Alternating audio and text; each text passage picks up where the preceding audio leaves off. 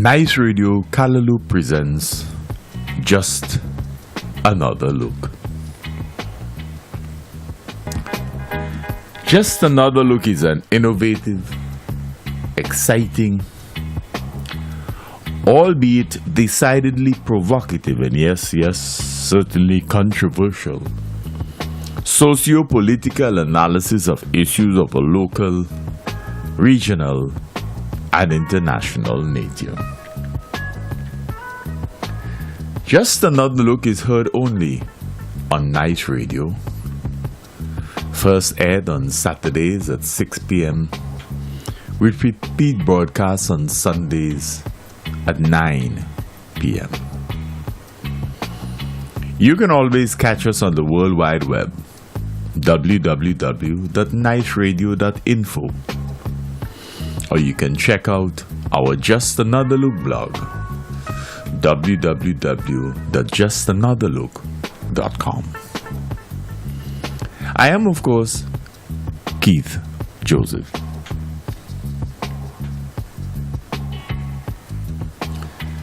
Today is Saturday. It is the 16th day of June 2018. Welcome to another edition of your favorite program, Just Another Look.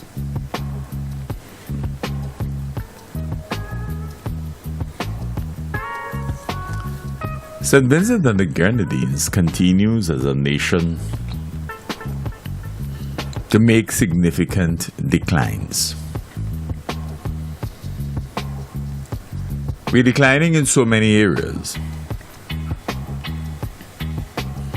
that it is difficult for some people to see light at the end of the tunnel. But when you say so, the protagonists of change who were protagonists in the 1970s through the Black Power period, and those who flirted with socialism and other ideologies are now the ones in charge. They've been in charge for more than 17 years. And if they were to hanker back to their quote-unquote most radical days, they would probably be ashamed of what they have become. So it is either they were fooling around with different ideologies in the past, or that they were deliberately duping the then populace into believing that they were in fact radical, they were in fact committed, and that if given the opportunity, they would impact the nation positively. But you see, what was missing from their radical days was a genuine commitment to the democratic process. In large measure, rather than be democratic, if you hanker back to the same people who are now in charge, you will probably recognize that in the midst of their radicalism,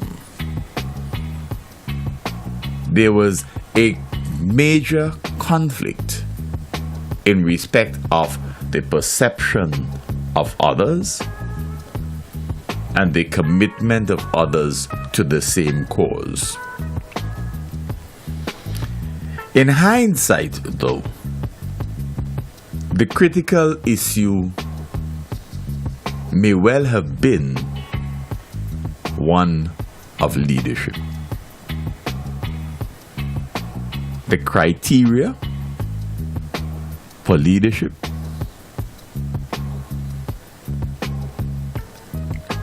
and in particular, an emphasis on academia or perceived academia as critical to effecting change. But you know, fate, F-A-T-E, is a funny thing. Because sometimes, you know, the old people say, be careful what you ask for, you just might get it.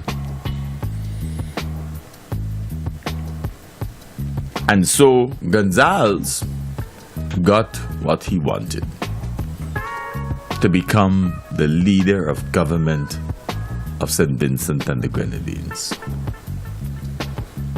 But one wonders to what extent he feels comfortable when looking at himself in the mirror today. Is he really what he wanted to be? Is he really? Is he satisfied with what he sees? And if he finds time at all to reflect on his leadership for the past 17 years,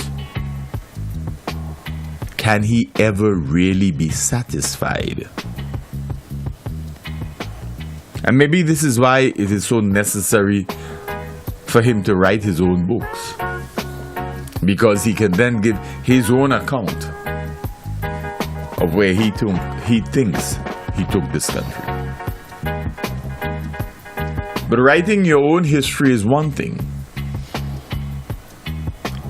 What history writes about you is another, because that you cannot always dictate.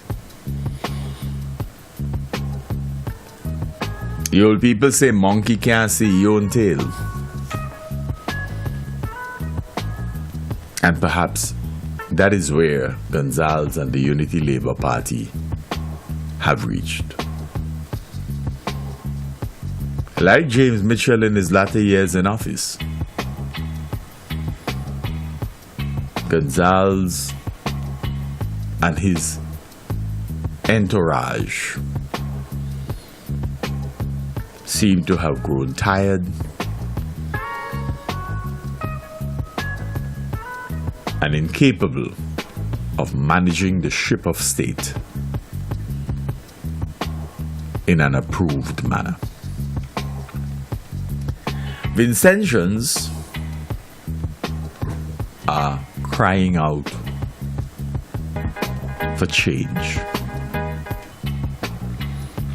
And it's the reason why when you examine the last 10 years of ULP governance, the last 13 years of ULP governance, it has been a pulling and tugging and pulling and tugging, not between themselves, but pulling and tugging in respect of exactly how best they could try to manage a Vincentian economy, which under them has failed to make significant growth. The progress that they promised has not been made. And in the midst of it, their most critical commitment prior to 2001's general election was for integrity legislation. And one would have imagined that their commitment to change, having trumpeted against a new Democratic Party that they claimed was corrupt, that white-collar criminality in particular ran rampant, one would have imagined that they would first seek to protect themselves from themselves. And 17 years later, a lawyer of so many years' experience, a criminal lawyer of vast experience who understands the inner workings of the criminal mind, has not been able to find the wherewithal in terms of leadership to bring to the top of the priority bundle integrity legislation. You need say nothing more about the regime and its leadership when you follow that particular analysis. How is it that a leadership in opposition could have spent so much time talking about the problems associated with white-collar criminality, and that after 17 years in office has not found it possible to bring to the table integrity legislation? But you were prepared to change the Constitution.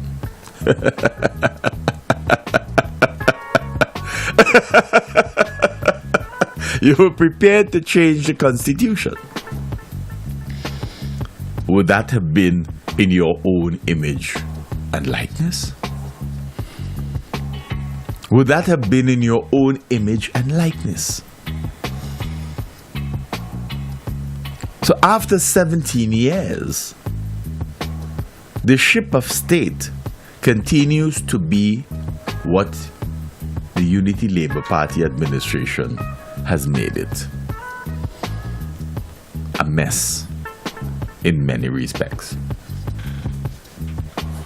You know, when one returns to the 70s and the radicalism and the ideas that emerged in the writings and the mouthings of the so-called progressives, it's difficult to understand the transformation to what they are today. We call them the ruminants of the left because that's what they are. Ruminants first and foremost, and of the left secondly. That's what they have become. They're not even a shadow of their radical selves. Not even a shadow of their radical selves. They seem to have forgotten completely all the things that they attempted to tell the youth at the time. All the things that they said to the people of this nation that scared the living daylights out of the older generations, so much so that they couldn't garner votes when they attempted to run for elections. But the transformation, their own social and political and economic transformations, would never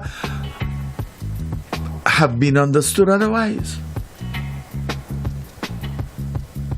You cannot believe the extent to which mammon has become so important that physical structures, which in the 1960s and 70s they referred to as megalomania, has become such an integral part of their politics.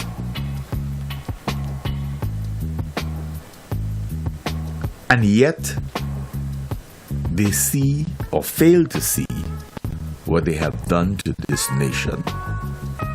How they have brought the nation to its knees. We live 20 minutes by flight away from Grenada.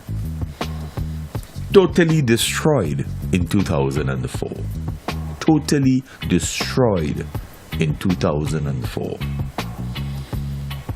And yet 14 years later, we are no match for that country in terms of its economic transformation. Can you imagine that? We have been able to accept a regime that pats itself on its back when it's not thumping its chest for bringing the Vincentian economy to where it is today.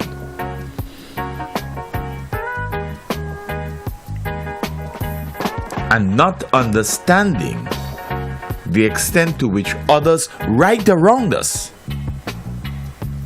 have engaged in a transformation that we promised our people. And yet we cannot achieve it because we have focused on, like our friend says, the bigger picture, people not seeing the bigger picture.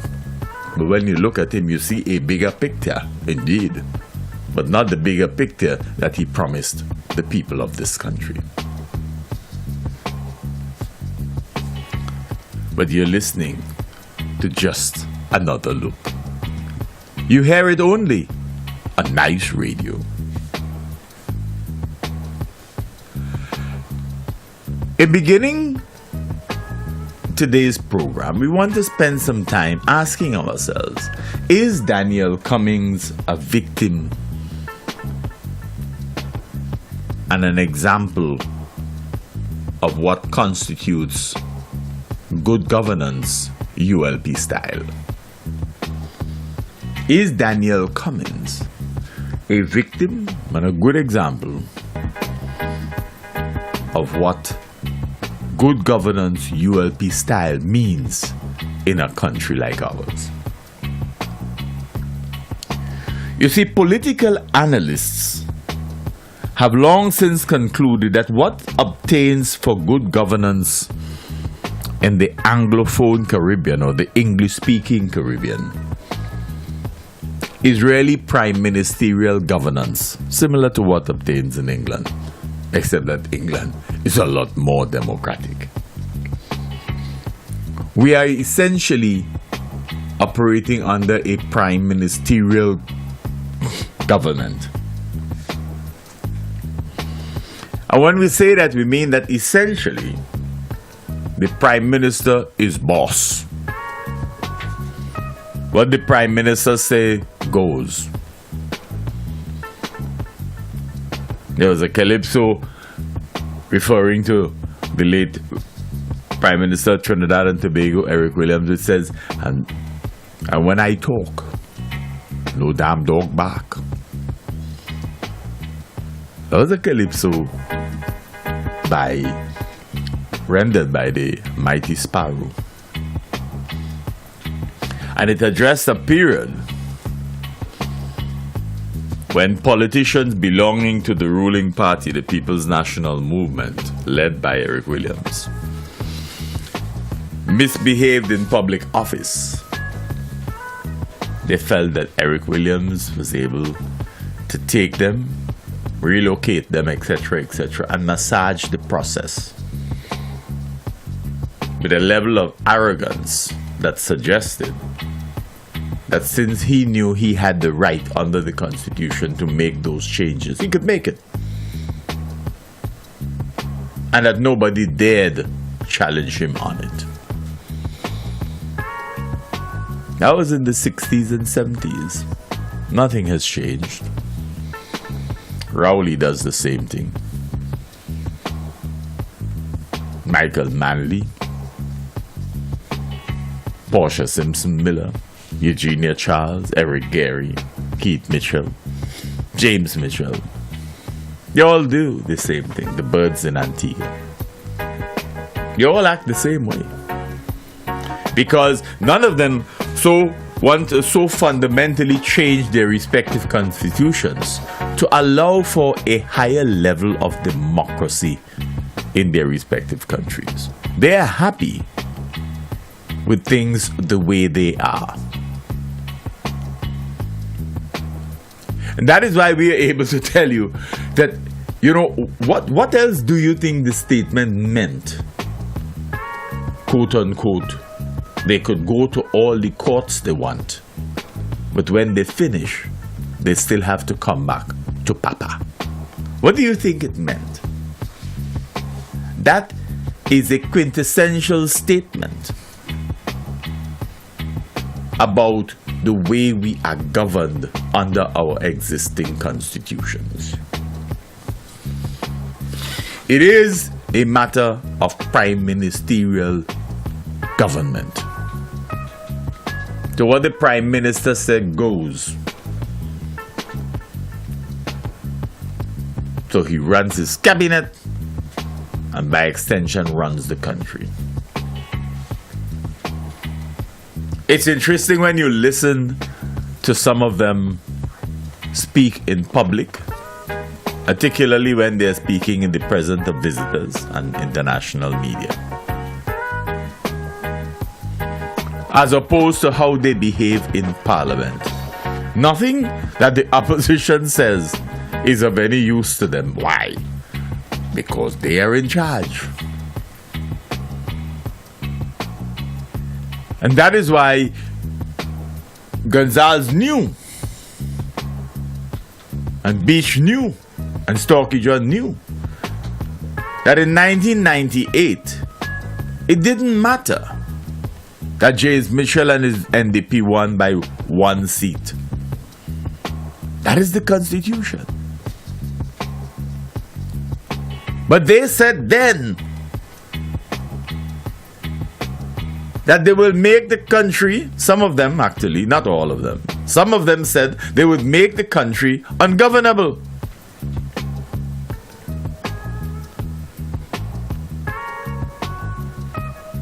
Well, perhaps what we have now is a result of that intention.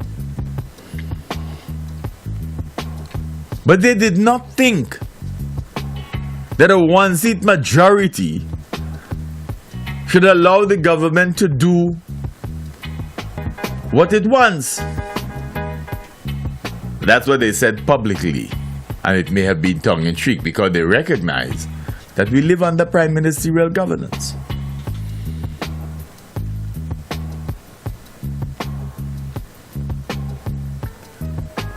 But when they have a 1-seat majority, you dare not suggest that you will make the country ungovernable. Although nobody really wants to do that because they've done a good job for themselves. But a 1-seat majority was not good for the NDP, but it is good for the ULP. So they have been trying to convince, and we are sure that they are trying to convince themselves that in 2010 they lost 4 of their seats. So they knew then that the electorate had had enough. And for all of the campaigning and development strategies that they implemented, according to them, for the next 5 years between 2010 and 2015, they could not change the outcome in terms of garnering those seats they had lost. And so they were saying some things on the platform. They were saying that, they felt so comfortable that they were going to take back some of their seats. They were going to make inroads and leave the opposition in the dust. Instead, they got back the same results. And those results remain today highly questionable. Hasn't it occurred to you that since 2015, the kind of chest thumping and bravado that you had before has disappeared? And there is a feeling among government ministers in particular and leaders of the party today that the Vincentian electorate is uncomfortable with them. And so all like now, they must be thinking of what strategies to use in the next elections. Have they begun to think of what they will order this time? Will they order fertilizers, agricultural products, to try to woo the farming community to vote for them? Would they return with more cement, galvanized lumber, steel to woo the rural folks? Would they seek to find ways of doling out cash? What strategies would they use this time? Because in many respects, they have seen the writing on the wall since 2010. And what they have done is hobble along. Because the promise of change has not materialized. And that if, with all of the fanciful talk and rallies about and on the Argyle International Airport under construction, you did not do better in the elections in 2015. It meant that to the majority of the Vincentian electorate, the political currency of the Argyle International Airport was virtually nil. The electorate had seen and heard about that airport enough. It did not impact the outcome of the 2015 general elections. And if you try to call early elections now, because the dance can't pay for the lights at the airport, economically, your financial wizards have gone silent.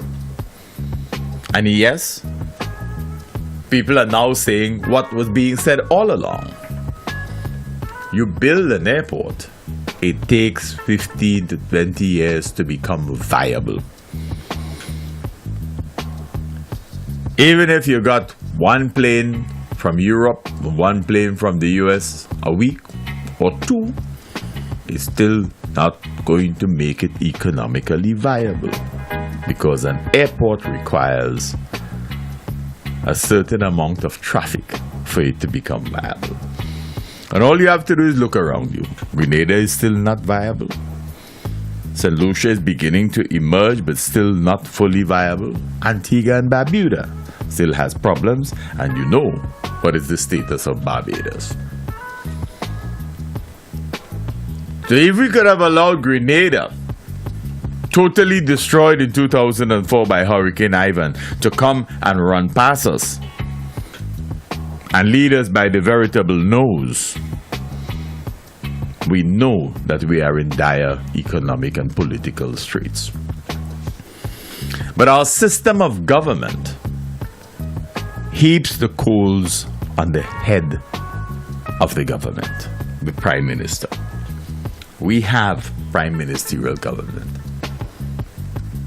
And that is why the Prime Minister here was able to say, and when I swivel in the big chair. When I swivel in the big chair, metaphorically, literally there is a big chair. But the metaphor is the level of control. It's a reference to the level of control that I am finally here. And you realize then that you are in charge of the ship of state. And whatever happens to it is not what you tell us we must interpret. It is what we see for ourselves, the reality that we experience, not what you want us to experience. So we operate under a prime ministerial system of government, where the Prime Minister is boss. That's why people could refer to him as Papa. Because in so many instances in the Caribbean, the Prime Ministers recognizing their power, albeit temporal, have the opportunity to become little, or what we call mini dictators, benevolent dictators, little King Tuts, because they believe that they have in their hands the decision-making power that allows them to impact people's lives. And sometimes when you listen to them, you realize how arrogant they have become because they believe that they can control things and people. This is the reason that as far back as we could remember, once our countries in the Caribbean started accessing self-government, we have really had successive generations of authoritarian leaders. They see themselves essentially in practice as the replacement for the masters of old. So while we boast of Massa Day done, the Massa mentality has not dissipated. All that happens is that we have Massas emerging from within our midst. In many respects, we help create the contemporary masters. So psychologically, Massa Day has not yet come and gone. Psychologically, for the vast majority of our people. It is why we remain confused by color. And we refer here to the color of people's skins. It is a mindset that was ingrained for centuries in our people.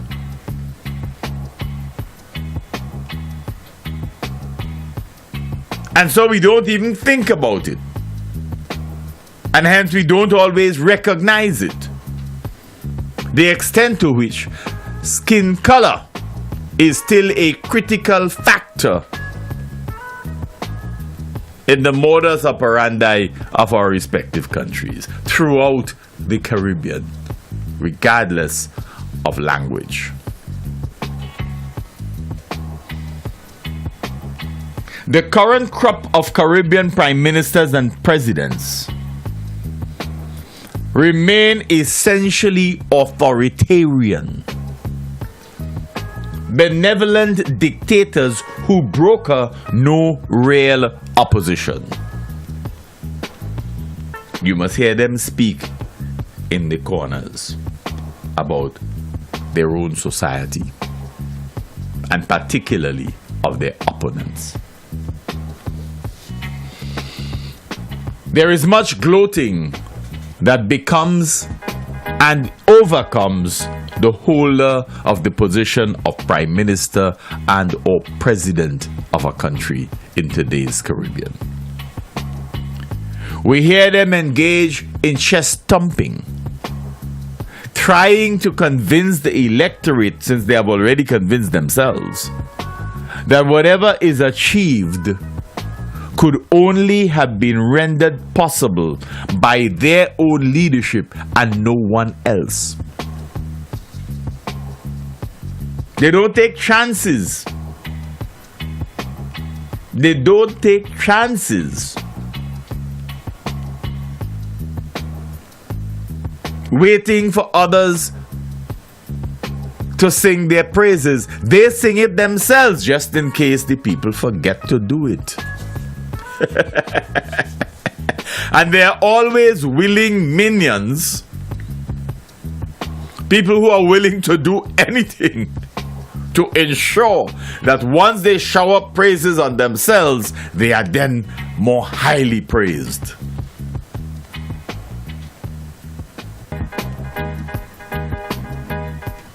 You know, the old people say, you know, when you are genuinely humble, you don't have to say it yourself. Others say that you are humble. Others recognize your humility for you. And that is why the minute any individual gets up and tells you, I am humbled by this, I am humbled by... They're lying. If they were indeed humbled, they would not even have to make mention of it. Their very actions would be characterized by their humility. You don't have to say it. That is one of the hallmarks of humility. That you don't have to mention that you are humble. It is reflected in every single thing that you do. But so many of our people want to become the next big celebrity. And they believe that one of the hallmarks of celebrity is the proclamation of humility.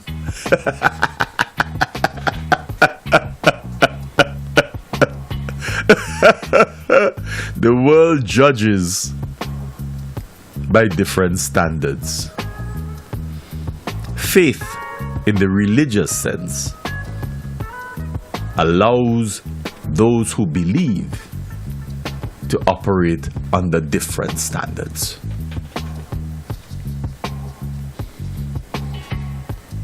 Even when our leaders have demitted office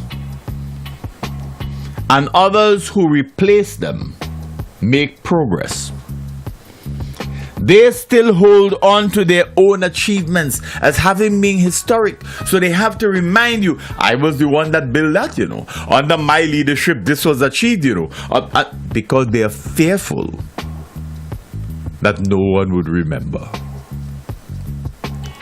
If your works were such that you somehow feel that as soon as you turn your back, others will forget it, then you must understand what that means. It means that you were not sufficiently important to them. People who make their indelible marks in history did not have to go about boasting of their achievements. That is why they are remembered. But some people are so worried, so bothered, that they would be so quickly forgotten, that they try to build all sorts of monuments to themselves and seek to convince the nation. Remember me? I was the only one who could have done this. I was the only one. And successive generations come and say, yeah, you were the only one so stupid to believe that. You were the only one dumb enough to believe that you alone could have done that. Amazing.